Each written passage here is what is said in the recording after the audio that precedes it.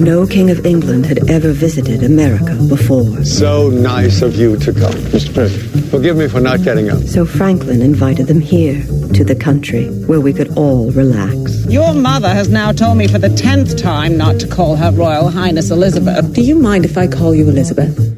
No. No. All right, kids, gather around and let's talk about FDR. We've already covered the Great Depression and World War II. Now let's talk about hand jobs. Yeah, so I thought the title of this movie was Hand Jobs on Hudson. Yeah, I thought it was hand jobs and hot dogs on Hudson.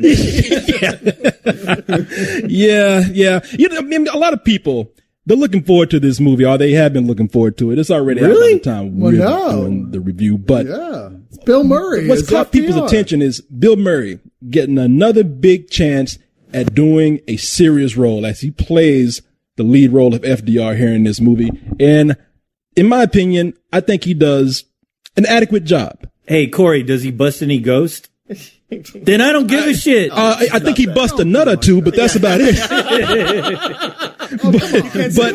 But as far as everything else goes, as much as I was looking forward to this movie, man, it was great to learn that FDR wasn't paralyzed in his penis. But other than that, I just don't think there's much to this. I don't know. You know what, Corey? I hate to bust you on it, but you slept through a good half of this. No, I did not. I didn't. Oh, maybe I did. I couldn't remember. I was asleep. Exactly. No, but see, that's another thing about this movie when we get into it later. But this movie can almost play out like a sequel to The King's Speech. You have FDR, and it's dealing with him about to enter World War II, and he's trying to settle foreign relations with King George the Sixth and Queen Elizabeth, played by Samuel West and Olivia Colman, respectively here.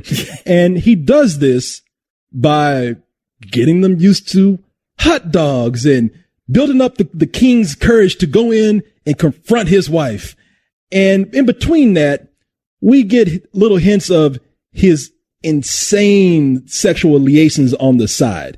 And for me, all of that, maybe this should have been a movie about FDR and the Great Depression, because all this other stuff plays out like a very cute, almost annoyingly cute TV comedy. I'm a little confused about your whole insane sexual liaison, because I'm like, is this really that distance from your own life, Corey? I mean, where's my movie? Where's my movie? The man is a centerpiece here of the film. I mean, Bill Murray is definitely here. Even when he's not on screen, he's the guy everybody's talking about. Right. Everything comes back to him. I don't know whether it's an accurate portrayal of FDR. There ain't a lot of footage. But I thought that Bill Murray is making a very charismatic character come alive on the screen. And the fact that ultimately it is, like, to some degree about, like, his affairs and stuff, like, by the time we get there, it felt almost like, well, yeah, but look at all this other shit he's doing. I'm right there with you, where it seems to start out, I mean, it's almost like a detriment, but a positive at the same time, where it starts out as the story of Margaret, his sixth cousin, who's like, yeah, I thought I had something special with FDR, and it turns out he was just a pimp. But when it really forgets about her and goes on to what's going on with his meeting with the king, and you're right about it being a sequel to The King's Speech. But, that whole meeting, that whole weekend, I thought that was done pretty well. I was really fascinated by it. And while Bill Murray's not a great actor, he did a much better job than I would have expected. Can I say something real quick, guys? Sure. Everyone's talking about The King's Speech. I don't know if you guys remember something about that movie, but I'll remind you. That movie was good. As opposed to this, that Corey, I envy you that you fell asleep, because I was bored as shit watching this movie. Thank you. I wanted to sleep, because I was like, yeah, sure. Bill Murray's getting a hand job, but okay, that's great. A president getting a hand job? That's supposed to be like what TMZ type storytelling. No, it's not going to be TMZ. I mean, I know that's what you wanted. Who gives a shit? And personally, I fell asleep in the middle of the King's Speech. I don't think that movie's all that great. You son of a bitch. And that hand job sequence that you're referring to was such a tiny, unimportant part of this film. Yeah. I was like, the fact you keep coming back to it, it's like you're obviously looking for a different movie than this. Look, the only part in this movie that I found interesting interesting was how they placed the hot dogs on the hot dog bun, where I've never seen a hot dog actually, like, they had the bun, they cut a slice in the top of the hot dog, and they placed the actual hot dog on the top of the bread. I've never seen that before. I was like, wow, this is awesome. And then I was like, man, is there a pillow around? Because I'm tired. I'm sleeping. That's how they made hot dogs at the time. Yeah, I was mean, if that's the most interesting part of the movie. Yeah. God damn. Dude, I was sleepy and I was hungry. Whatever, Coach, you're mustarded. I think the point of this whole film ultimately was trying, like, take a look at these people who were major folk, people in power. We're talking about like Queen Elizabeth and Franklin Roosevelt and, the king, and look at them from a completely human, scared point of view. Yeah. These people ultimately were just all too human. And what makes that really solid, what made it work for me, was the fact that the whole film, they're all kind of centered around FDR as this bigger than life guy, this guy who's like, everybody is like, oh, he is the president. He is this guy. But then to find out that he's just as flawed and fucked up as everybody else is, and yet the movie and Lutherwitz's characters makes this decision for itself, which admittedly has been very controversial in reviews about it and people talking about it, but it worked for me, with them saying, you know what? There's a point that you go, like, a man who is in power, a man who's that big, a man who's bigger than life, is more than just the sum of his flaws. I mean, it might as well have been. I'm surprised this didn't come out during the Bill Clinton era. Is all I'm saying. Well, what shocks me is how, whenever you have a character like this, Corey goes one way to the other. He's either really praising the guy, which is rare, or he's the biggest player hater in the world. It's like, yeah, man. I get. You say that, but that's not the case here, because I feel like there's a lot more going on in the movie. Now, while I am mad that FDR was probably getting a lot more play than I was at the time, like I was born then or something. No, yeah, how old are you? Leon was around. Yeah. I mean, listen, it's nothing new that a president, if there's anything illuminating about this movie, several presidents show that a man in power can get laid anytime he wants to. I mean, damn, you have a man that looks like shit. His legs don't even work, and women are falling over this guy. If anything, you walk away with this saying, I got no excuse. I can do this. I can talk to anybody. Now, granted, I'm not a president or a guy in power, but Jesus Christ. That is a little bit of a difference. Yeah. But, President of the United States, President of Spill.com. There is a bit of difference there as opposed to the pussy magnet ability. Well, look, the fact that it's being played by Bill motherfucking Murray, I guess that made some sense. But I mean, it's such a bare bones type of story where it's like, okay, what are the main story plots here? The king and queen got to stick up their ass. Okay, whoopity-doo. All right. That's what you got from that? Yeah, I did. I mean, because you know what? As much as the trailer likes to tell you that this is going to be a story about King George and Queen Elizabeth hanging out with FDR, that's not the main plot of the film, really. It really is. I think that's a small segment of the film, honestly, because you never get a chance to know who King George and Queen Elizabeth are. Are you serious? Yes, I am serious. I think that's what the film is all about. If anything is small, it's the affair he's having with Margaret, which starts out like, oh, it's all about that, and later it's like, oh, it's barely about that. That's only only serves to illustrate that what we were talking about earlier, with that sort of like, great men in power are just as flawed as everybody else on some level, to give you that idea. Which, when you're talking about the Queen and King who walk into the situation like scared teenagers at their first time at school, they're fascinating characters. It is. It's interesting to see them in that way, to see, King George, where he went from the King's Speech to this, the dynamic of how they all play out. And,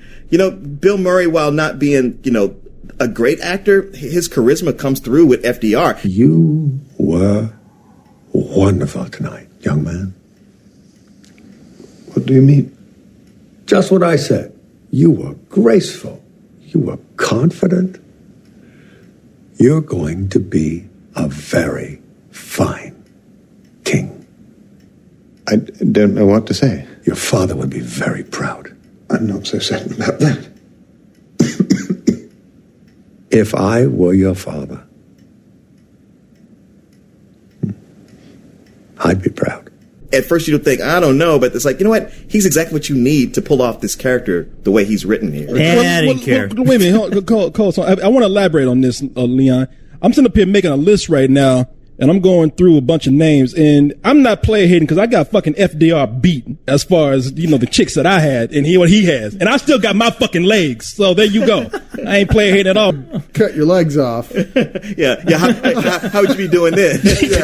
But the other thing here, man, I got to agree with co-host. Thank you. I did not, there's a lot of character development that bothers me, a lack of it that bothers me in this movie. Daisy or Margaret, whatever, his distant cousin that he's had this affair with, played by Laura Linney, she's narrating this story, and she hardly has a place in here except to be FDR's plaything and maybe at one point get angry and yell at him. But most of the time, she's background. And furthermore, co-host, I couldn't agree with you more on the King and the Queen. Now, well, I like the performances of Samuel West and Olivia Colman. I think that they work well in here. Those characters are British caricatures. They're cartoons. They're the befuddled, cartoonish British people that we see. Now, granted, King George had a stutter, but I mean, he's doing that whole befuddled British thing a little bit too much to where I don't feel like they were developed characters. But in the context of what was going on right then, they were trying to come over to America. The first time a king and queen had ever come to America, which at the time still was like, you gotta remember, like, there was some hard feelings between Britain and America still even then. So it was like them coming over to basically say, can we be friends now because Hitler? But you know what? My problem with the movie, though, is that they never really, it seems like they kind of skirted over that entire issue. It's like I got like a dummies version of, this, everything taking place. Okay, now apparently this was taken from diaries. This movie felt like it was taken from a diary. It looked like there wasn't enough detail. There wasn't enough information to give you about the characterization of what was really going on between this like incredible meeting. They don't really give you any real in-depth information about how they felt about each other. They just kind of skirted around it, or at least didn't give you anything as far as a character development. Were you asleep to this movie too? I was gonna say, because all that was there. It was really there. It was. It was there in spades. I don't think that they had points where the narrator came in and said, "At this point, FDR felt that the Queen of England wasn't doing her job right." Did it show up during the hot dog scene? Because it seemed like that hot dog scene. It was one of those scenes that pretty much like just said out loud, hey, by the way, we didn't give you enough information, but everything worked out pretty great. Well, and, we're all happy eating hot dogs here. So that's how it all went down. So if it had not worked out great in real life, should they have made it done the opposite? They should have done it to where they didn't bore the shit out of me. Well, that's the bottom line. Well, ultimately they was put He-Man in it. The hot dog scene ultimately was just like that final moment. It was this thing that they didn't, that gulf between America and England that was going on at that point, where they were like, this is like, the Queen's like, this is an indignity of them wanting us to eat hot dogs, and the King's like, I don't even know whether it is or not. And ultimately, it's not. It was this weird sort of like border that they had to cross where they're stunned that people are like saluting them for wanting to eat hot dogs. And I think it's a beautiful moment in the film. It's very illustrative and almost in another film would have been subtextual, but here it was just like, just right up on top of saying like, hey man, this was the shit that meant something to Americans. This is a cultural divide. Cyrus, those hot dogs look fucking delicious. They did. I agree. Yeah, they did. That's some big motherfucking hot dogs. And I see how they could bring people together. I'd give the seriousness of the situation.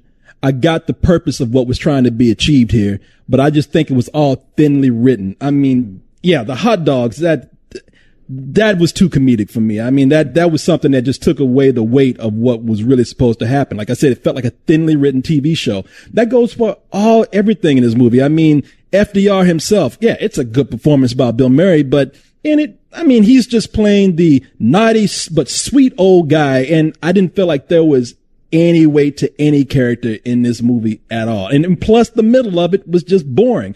I don't hate this movie because of some small performances that carried me through, but the rest of this film can go to hell. I'm not really into it. Hey, I agree with you. Lauren Linney, like you said, they make Lauren Linney such a big part of this movie. Like you said, they have her narrating it, but she is wallpaper. I mean, and that part, I was like, why did they even introduce that character? Because is she the one? Okay, you maybe this is is the part that I just didn't catch. But is she the one who was pretty much writing out these diaries? Yeah. Well, no, I mean, here's the thing. It's like, just because someone's a narrator in a film doesn't mean they're the main character that the story goes around. In fact, it's more common than not for the narrator not to be a primary character, but to be a side character commenting on things. And here, she serves that purpose exactly in the way that she should. Maybe that's why it took me out. She is not the super important character here, but she is the one who is kind of serving that purpose to like, oh, I'm just in awe of these great people, only to find out that they're not really the people you thought they were, but to come full circle again and go, but you know what,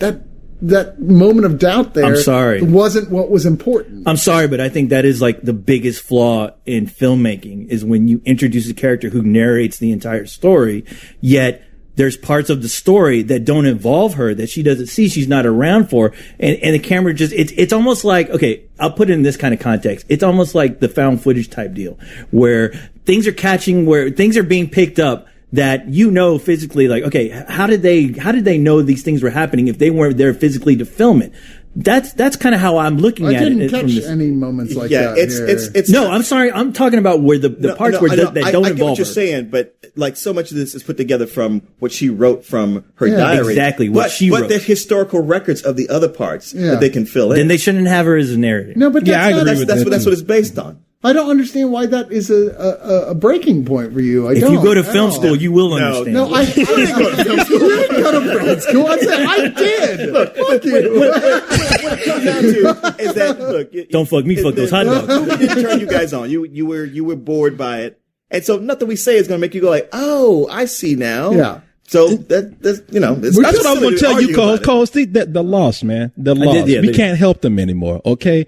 They're gone. You ever seen a movie where somebody's, dying, they're yelling for help and something. They want you to reach out to them, and you want to reach out back to give them, to help them out that situation. Yeah. But the person says, look, they're dead already. They're lost. Corey, that's what's happening here, man. Corey, let them go. I got 5 versions of that DVD on my shelf right now. Yeah, so I know what you're talking about. Don't worry, Leon. Like, we'll have this divided into 2 reviews. There's the ghetto ass review over here, and then there's those who actually watched the film and didn't fall asleep during it review. Yeah, if they had made a better movie, I wouldn't have to fall asleep. Damn, how about that? Write a better script. Like, he only had 3 bitches. That's weak. Exactly. I could have done that last. Please, you expect me to pay attention to that? No, man, I don't. It comes down to this script. I think these people worked as well as they could with it. I just don't think it's not. You can tell that this is a movie that they wanted this to be an Academy Award contender, and even if it wasn't, I wouldn't hold that against it. But even as much as just being a good movie, it is not, because this script is underwritten. They don't know how to handle these characters, if you ask me. I applaud them for trying to make this, and it's based off of a BBC radio series, if I'm correct. So I imagine that there's that the intent was to create something humorous here, and I applaud its attempt to do that. But I don't think the humor works like they intended, because it's too broad, nor do I think any of the historical references here are given any real merit. And also, I just don't think that some of these characters, the performances that are turned in that are good, they don't have anything to work with except lines. They say lines well. There is nothing else there for them personality wise to convey. That's me. I'm giving this. And look, you guys, you can continue. I'm bowing out because I got nothing else to say. I'm giving this a rental. I'm not even giving it a low rent. I'm just walking around. I'm being kind, giving this a rental, and I'm done. Y'all go ahead and do what you want to do. Good evening, sirs. Wow. How dare they deliver lines? Well, you know what I'm talking about. You know what I'm saying. Don't put me down like that. They say the lines very well, but when there's nothing else there for them to work with, like, when there's not a real character outside of just saying lines and saying them well, that is not good character, if you ask me. And that's where this movie is lacking. That's why I'm saying I really hate that these performers have to be in here with so little to work with other than dialogue, which I feel like is not that great either. You know what I'm talking about. No, we don't. Well, hey, Corey, I do. Thank you. They just choose. They know what I'm saying, because they just choose to not listen to me. They'll be crying themselves to sleep on the big pillow thinking about it. Let's go to the smart review. Go ahead. Yeah, I don't want to be all I don't want to be all supercharged like you are and divisive. I will start my review by saying fuck the King's Speech. I fell asleep in that movie. But outside of that, you know what, Corey? What you say about it being underwritten, I won't wholly disagree with that. I think a lot of parts are underwritten. There's times when you're waiting for something to happen, where it is kind of like, come on, guys, step it up. However, when it is engaged, I loved it. I was like, wow, I'm genuinely laughing at what's going on. I love the awkwardness of the situation. I love the historical, countenance of it and the performances. Probably my biggest complaint is that Laura Linney, as co-host pointed out, she is is her story. And it's a good point where she almost forgets she's there. And when she comes back and tries to insert herself, so many great things have gone on. So many more important things. You're like, sweetheart, get over yourself. Get out of here. You had your moment in the sun. You kind of blew it with your pride. I believe they've got a room at Downton Abbey. Yeah, exactly. But at the same time, I really enjoyed this so much more later as it went on than I did when it started, and just everything that went on with it. It is slow. I mean, that's something that's just going to bog it down. Just like those moments where you're waiting for stuff to happen, waiting for it to kick into gear. But when it was, I thought it was funny. I like the script just fine, and I give it a matinee. That's fine. You know what, Leon? Yeah, that's good. King's Speech was boring. You fellas, you just played yourself. You just played yourself. Nobody gives a shit what you have to say now. You just played yourself. Leon, you just incepted yourself. You just spit all over your mic. Spit on you. How dare you? Okay, well, I'll give you my take on this movie. Poor directing, poor acting, I'll give some credit where credit is due. I did enjoy the acting, but it was wasted potential. This whole movie screams wasted potential. I think definitely it was kind of like a half-assed script. The things that were going on weren't interesting, at least to me. I think I would get more enjoyment reading the actual Wikipedia page of what actually went down during this whole thing, other than what the director gave me, which wasn't much. I mean, he gave me a long, drawn-out movie that was so uneven, that was so uninteresting that, I'm like, fuck, when is FDR going to fight fucking vampires? Because that's what I'm begging for right now. I'm begging for vampires and goddamn hot dogs. You're not helping your case by saying stuff like that. You're not reviewing this movie. Keep going, co-host. Keep going. I understand what you're saying. Yes, good points. Yes. I am fucking reviewing this movie because the thing is, I wanted to be engaged. I'm looking forward to Bill Murray play FDR, and I'm looking forward to hear about this whole story about how they're going to try to stop the fucking Nazis. But there wasn't anything going on with that shit. And I'm sorry, but God damn it. Yeah, they want to make this a goddamn Oscar contender, and they couldn't even contend with goddamn scenes of anybody like reacting in a normal way to each other. I'm sorry, but I don't give two shits about this movie. It is a bore fest. If you're gonna see it, bring a fucking pillow. It is goddamn some old bullshit. I'm sorry. It should have been more than what they gave me. I'm sorry. The coast over here like Samwise Gamgee. Potential.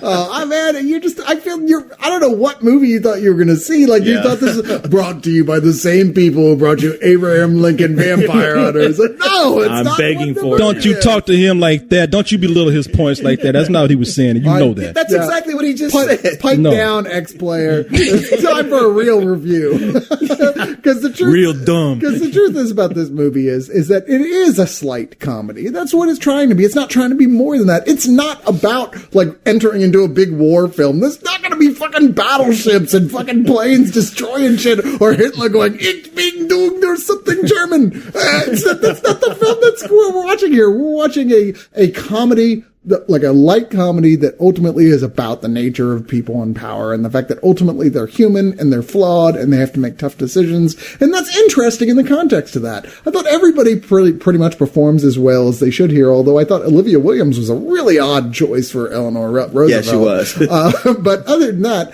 I really enjoyed everybody here. I think y'all aren't even giving Bill Murray enough credit as Franklin Roosevelt. I thought he did a terrific job here in the role. It's not a perfect movie. There's certainly awkward moments throughout it. I thought the way they established the relationship starting between Laura Linney and Bill Murray was, like you said, the handjob scene was awkward and not probably the best way to do that. And there's little moments here and there that just don't really work or come together.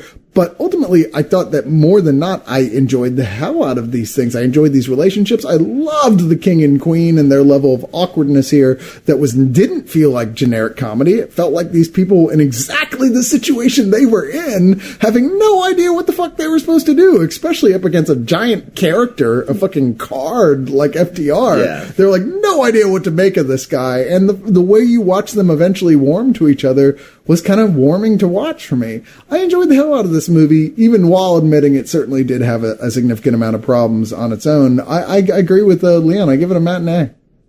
Whatever. You know what, man? I'll end this on a good note. If you're in a wheelchair and you need some lessons on how to be a pussy magnet or something, then this is the movie for you. Outside of that, I can't recommend. I made them all agree. No pictures in our bathing suits.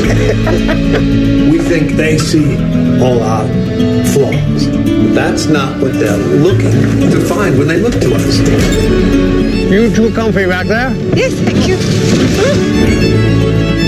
I now see how important this weekend was. To them, to us, to the world, to Hyde Park on Hudson. We could have sold tickets for this dinner and made ourselves a pile of money.